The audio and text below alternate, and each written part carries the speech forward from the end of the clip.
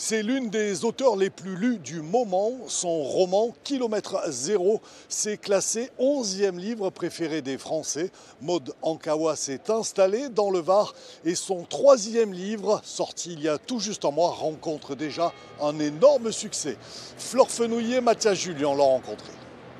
Maud Ankawa a posé ses valises à Sanary après une carrière internationale bien remplie dans la stratégie d'entreprise.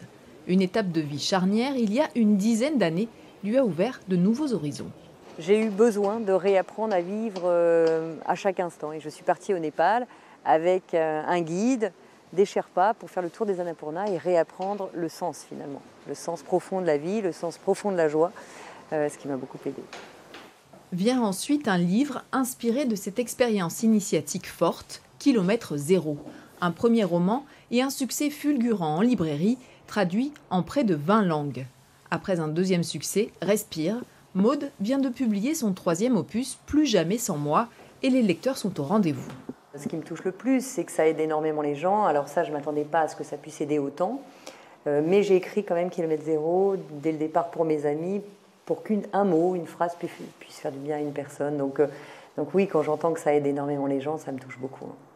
L'effet de ces romans, elle le mesure tous les matins en lisant les messages que lui adressent ses lecteurs. J'en ai à peu près 250 à 300 par jour, ouais. Vraiment. Mais des mails aussi, enfin, c'est fou, quoi.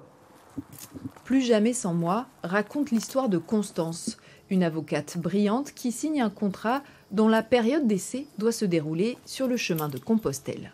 C'est un chemin que je pratique régulièrement, en fait, tous les ans, qui m'apporte beaucoup. Et j'ai eu envie de prendre ce cadre, ce voyage, comme un des personnages principaux du livre, parce que je pense que ces émotions qui remontent tout au long du chemin, c'est quelque chose de très salvateur. Préfères-tu rester seule ? Sacha secoua la tête. Non, mais j'ai appris à être plus heureux avec moi pour aussi pouvoir l'être avec les autres. Je ne cherche pas à tout prix une relation pour combler mon vide, mais plutôt une personne qui aura fait un peu de chemin pour grandir avec elle. Quelques semaines après sa sortie, le 3e roman de Maud Ankawa est classé parmi les 15 meilleures ventes. L'auteur y insuffle encore son goût du voyage et de l'amitié, et surtout les valeurs qu'elle aime partager.